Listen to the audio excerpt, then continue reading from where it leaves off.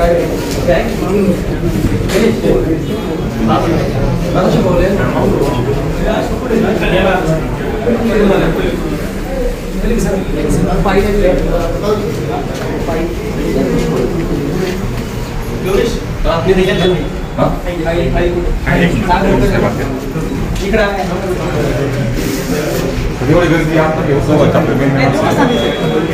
Delegation येणार आतमध्ये तुम्ही एवढं आडवाडवी करू नका तुम्ही सांगितलं तर आम्ही असं इथून परत जाऊ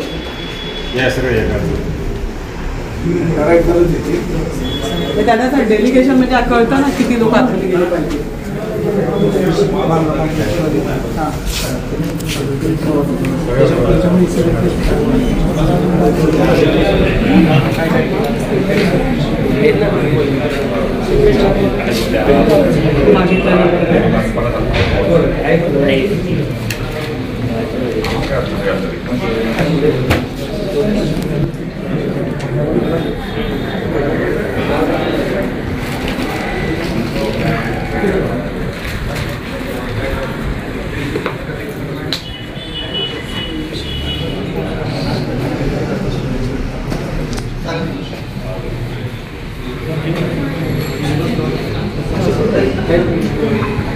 ना भोसरीचं तिथे आलेली आहे रात्री आपल्या कामगारांच्या घरात घुसून त्या असणाऱ्या तिथल्या एका बदमाशाच्या बॉडीगार्डांनी तिला वाटेल तसं धमकी पण दिली आहे मारून टाकायची आणि आतमध्ये नाही ऐका ना मी आता ऑलरेडी आली कंप्लेंट लॉन्च झालं हां ओके हे काय मी आता आतमध्येच चालली बोल ना आई साहेब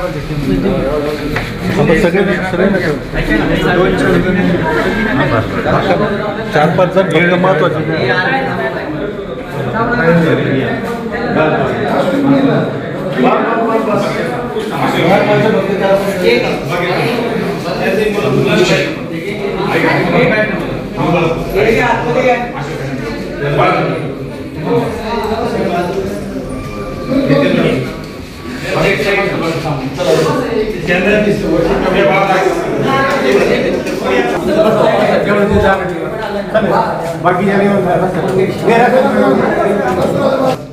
तर ते मला म्हटले की ताई तुम्ही जाण्यापेक्षा फक्त पत्र लगेच पाठवा इथे मेल करा तर मी म्हटलं की नाही मी आली सादर करायला सांगितलं की बाबा ह्या ज्या त्यांच्या मागण्या आहेत त्यांच्यावर अन्याय होतोय कामगार जाऊन महिलांना अशा पद्धतीने तिला काय म्हटलं माहिती का तो काय म्हटलं ग काय कोणत्या मुकादमासारखं ते आप्पाचं काय झालंय माहितीये ना तसं जर तुझ्या नवऱ्याचं व्हायला वेळ नाही लागला ते तर सांगितलं आणि मुलांचं पण बोलले की मुलं स्कूल मला ना बाकीचं काही माहित नाही यांचं जिने फुटेज पाहिजे याचा फोटो पाहिला मी ठीक आहे बघूया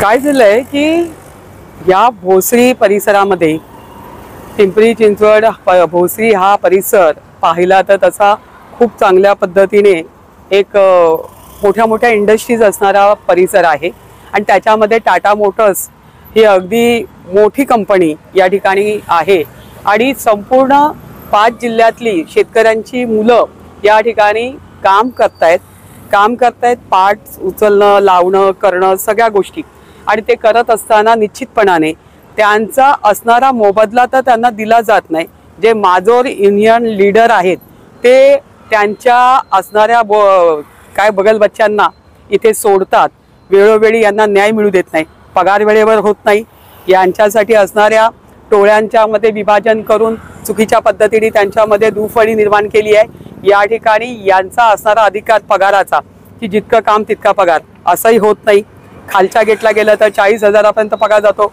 वरच्या गेटला गेलं की 80 ते 90,000पर्यंत पेमेंट जातं त्यामुळे हे सगळे डिस्टर्ब आहेत की बाबा मीही तितकंच काम करतोय तोही तितकंच काम करतोय त्याला इतका पगार जर 5,000 गाडी खाली करायला दिली तर त्यांना 200 500 असे पैसे दिले जातात आणि म्हणून हे सगळ्या डिस्टर्ब असणारी लोक यांच्यासाठी आपण मंत्री महोदयांकडे मीटिंग लावली बावनकुळे साहेबांनी स्वतः सांगितलं की या लेकरं सारखी येत आहेत ताईंचं म्हणणं येतं एक मीटिंग घ्या तिथे असणाऱ्या ह्या वास्तविक पाहता युनियन कशासाठी असतात तर कामगारांचे प्रश्न सोडवण्यासाठी पण इथे असणाऱ्या असंघटित कामगारांचे प्रश्न सोडवले जात नाही त्याचा मलिदा खाल्ला जातो आणि त्या मलिदा खाण्यामुळे हे सगळे सगळे लोक डिस्टर्ब आहेत.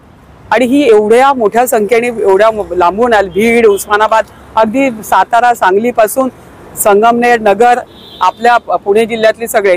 आणि म्हणून यांच्याकडे जर यांनी काही उद्रेक किंवा असं आपण म्हणू की न्याय मागायचा प्रयत्न केला, कोणी त्यांना साथ देण्याचा प्रयत्न केला, समजा माझ्याकडे ते आले की न्याय द्या, नरेंद्र पाटलांकडे गेले, तर ते काय करतात की मग ह्यांच्यावर प्रेशर आणतात की तुम्ही असं करूच नये, कोणाला दुसऱ्याला इथे घुसू देऊच नये. आम्हाला घुसण्यामध्ये इंटरेस्ट नाही, माझी लेकरं आहेत. कारण या लेकरांच्या अर्धपोट ठेवून, त्यांची भूक ठेवून आपण खाणं हे आपलं काही कल्याण होणार नाहीये, आपल्याला त्याची गरजही नाहीये. परंतु त्यांच्या पाठीशी कोणीतरी आहे म्हणून एक आई म्हणून, ताई म्हणून मी त्यांच्या पाठीशी आहे. परंतु ते काही नका, त्यांनी मिटिंगा मागितल्या, आपण दिल्या नाहीत. 4 वर्षापासून हा संघर्ष चालू आहे. आणि 4 वर्षापासून हा संघर्ष चालू असताना शेवटी मला सरकारमध्ये सांगावं लागलं. आणि मंत्र्यांनी, कामगार मंत्र्यांनी याची मिटिंग गेल्या 2 महिन्यापूर्वी आपली झाली. त्याच्यानंतर त्यांनी चौकशी समिती नेमली. ती चौकशी समिती, कारण त्यावेळी कामगार आयुक्तापासून सगळे बांद्र्याला बसणारे कामगार आयुक्त, त्यांच्या कार्यालयापासून तर इथल्या कार्यालयापर्यंत सगळ्यांना त्यांनी बोलवलं होतं मिटिंगला. मिटिंग झाली, यांनी यांचे मुद्दे मांडले सगळे की काय काय आमच्यासोबत चुकीचं घडतंय आणि हे कायद्यात नाही आहे, तरी कायद्यात नसताना अशा पद्धतीचा आमच्या अन्याय होतोय, आम्हाला न्याय मिळावा. आणि म्हणून त्यांनी ती चौकशी समिती नेमल्यानंतर आता यांचे धाबेदान आणले, कारण यांनी आतापर्यंत सगळं चुकीचं केलेलं आहे, कुठल्याही नियमात राहून काही केलेलं नाहीये. आणि अशाच गोष्टी आम्ही उजेडात आणलेल्या आहेत. यांनी उजेडात आणायचा प्रयत्न केला. या कामगारांना न्याय मिळावा एवढीच अपेक्षा, परंतु तो मिळायचा, तो अहवाल मंत्रालयापर्यंत जायचा, त्याच्या आधी यांनी आता अक्षरशः हे तुमच्यासोबत, तुम्हाला माहिती आहे की हे कामगार आता फर्स्टला गेलेत, सेकंडला गेलेत, त्यांच्याकडे सगळं रेकॉर्ड असतं. त्याच्या पद्धतीने आमच्या अशोक साबळेच्या घरी काल 4 बॉडीगार्ड पाठवले आणि त्यातले ते पिलेले होते. त्यांनी गेटवर सुद्धा बिल्डिंगच्या धिंगाणा घातला वॉचमॅन बरोबर. वॉचमॅन आतमध्ये त्यांना सोडत नव्हता. 11 वाजता रात्री मला यांचा फोन आला जेव्हा कळलं ही घटना. तर अक्षरशः रात्रीच्या वेळी जाऊन तो सेकंडला आहे हे माहिती असताना त्याची बायको आणि 2 लेकरं सोन्यासारखी घरात, आणि तिथे जाऊन तिने पहिला डोर उघडला, दुसरा उघडला, तर तिच्या लक्षात आलं की हे चुकीची माणसं दिसत आहेत. तर तिला ते धमकावून देत आहेत की बघ तुझ्या नवऱ्याचा जीव वाचवायचा की नाही, नाही तो 3 वर्षापूर्वी जो आप्पा म्हणून यांचा लीडर होता, म्हणजे मुकादम होता, त्याचा मर्डर झाला होता. तर म्हणे तिला ते धमकी द्यायला लागले, तशी त्याची गत करू. मुलं शाळेत जातात ना, मुलं परत यावंसं वाटतं की नाही वाटतं. म्हणजे ह्या अशा गोष्टी जर झाल्या तर माणुसकी तर राहिली बाजूला, हे तर आपण जनावरांपेक्षा पुढची गोष्ट करतोय असं वाटायला लागलं. म्हणून आजच्या सगळे कार्यक्रम कॅन्सल करून यांची कंप्लेंट पोलीस स्टेशननी दखल घ्यावी. डिपार्टमेंट, शेवटी मुंबई पोलीस किंवा महाराष्ट्र पोलीस म्हटलं की लोकांच्या मनामध्ये जी भीती आहे, जे दहशत आहे, ती कुठेतरी कमी तर नाही होत आहे ना, त्याची धार तर बोचट झाली नाही ना. म्हणून मला इथे यावं लागलं. पोलीस स्टेशनला भेट दिल्यानंतर खरोखरच वाटलं की त्यांनी जबाबदारी स्वीकारली आहे. कारण त्या 4 जणांकडे आपल्याकडे फुटेज पण आहे की यांना वेगळं शोधायची काही गरज नाही. फुटेज आहे. फुटेजमध्ये आलेल्यापैकी एकाला ओळखलं, कारण ते परेश मोरेचा तो बॉडीगार्ड आहे आणि इरफानची माणसं आहेत. त्याच्यामुळे निश्चितपणाने यांना सगळ्या माहिती आपण दिल्या आहेत. आता एक पत्र आपण वरती पाठवतोय देवेंद्रजींच्या बंगल्यावर, कारण त्यांच्या पीएने पण सांगितलं की इकडे पत्र पाठवा. पण आता हे 2 दिवसात काय करतायत किंवा उद्या तर मी जाणारच आहे. पण या ठिकाणी मोठे अधिकारी आले, त्यांचं नाव काय होतं, यादव साहेब, ते सुद्धा आले लगेच. त्यांची तत्परता पाहून मला असं वाटतंय की कामगारांसोबत कोणी, त्यांनी सांगितलं 112 नंबर फिरवा, आणि पहिले 100 नंबर होता, आता 112 आहे. कोणालाही असं जरा संशय आला, घरात पण सांगून ठेवा तुम्ही बायकांना, कधी काय वाटलं तर पहिला तो नंबर फिरवायचा. तुम्ही पोचायच्या आधी त्यांची गाडी पोचेल आणि कुठेही घडणारच नाही. आम्ही त्यांना म्हणलं हे परत घडलंच नाही पाहिजे, नाही तर मग आम्हाला आमच्या हातात घ्यावं लागेल. ते म्हणजे कधी अशी गरज पडणार नाही. या ठिकाणी कोणी जर बाप असेल तर ते डिपार्टमेंट आहे, आणि डिपार्टमेंट याचा सठडा लावल्याशिवाय स्वस्थ बसणार नाही. त्यामुळे या सगळ्यांना आपण दिलासा द्यायला आलोय. दिलासासोबत त्यांना गरज पडली तर आपण निश्चितपणाने त्यांच्यासाठी पुढे राहू, मागे नाही, त्यांच्या पाठीशी नाही, त्यांच्या पुढे राहून आपण हा संघर्ष आपल्या हातात घेऊ. पण माझा विश्वास आहे की आपण व्यवस्थेवर विश्वास ठेवला पाहिजे. आणि म्हणून त्यांना दिलेली संधी, त्यांना दिलेली माहिती, त्याच्यातून येणारा रिझल्ट तो 100% शुअर आहे असं मला वाटतं. तुम्हाला सगळ्यांना वाटतं का? आपला विश्वास आहे ना सगळ्यांचा. मग आता शिवाजी महाराजांची एक घोषणा द्या, म्हणजे आम्ही हे पण सांगतो, ते जशी माणसं घरी पाठवतात कुंड त्यांच्याकडेच असतील, त्यांना जर पाहायचं असेल तर त्यांना होणार स्वतः तुम्ही पुढे या, आम्ही पुढे येतो, कोणत्यात किती ताकद आहे समोर समोर पाहू. नाही तसं नाही. एक मिनिट आम्ही काय वेळ देतोय? प्रशासनाला संधी देतोय ना. 2 दिवसात जर प्रशासनाने आपला रिझल्ट दाखवला नाही तर यांच्या नेत्यांनाच रस्त्यावर पडवलं पाहिजे. आलं का लक्षात? पण ते कधी? प्रशासनावर आज आपण विश्वास ठेवून चाललोय ना, 2 दिवस त्यांना ती संधी दिली पाहिजे. कोणाच्याही केसाला, नानांचं म्हणणं असेल, कोणाच्या केसाला धक्का नाही लागला पाहिजे एवढी काळजी आम्ही नक्की.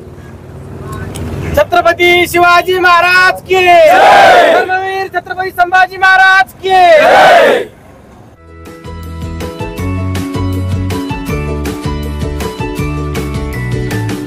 बातम्या शेतीच्या,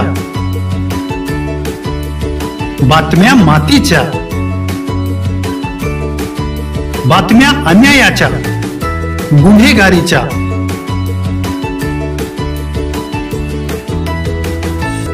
राजकारणाच्या आणि समाजकारणाच्या, शोषणाविरुद्ध बुलंद आवाज, जनसामान्यांच्या हुंकाराची गाज, सत्कार्याला प्रोत्साहन, दुष्कृत्याला अनुशासन, निर्भीड, निस्पृह, सडेतोड, बेधडक आणि रोखटोक म्हणजेच विघ्नहर टाइम्स. शोध बातमीचा, ध्यास सत्याचा. आपलं चॅनल, आपली बातमी. सबस्क्राईब तर कराच, पण बेल आयकॉनवर क्लिक करायलाही विसरू नका.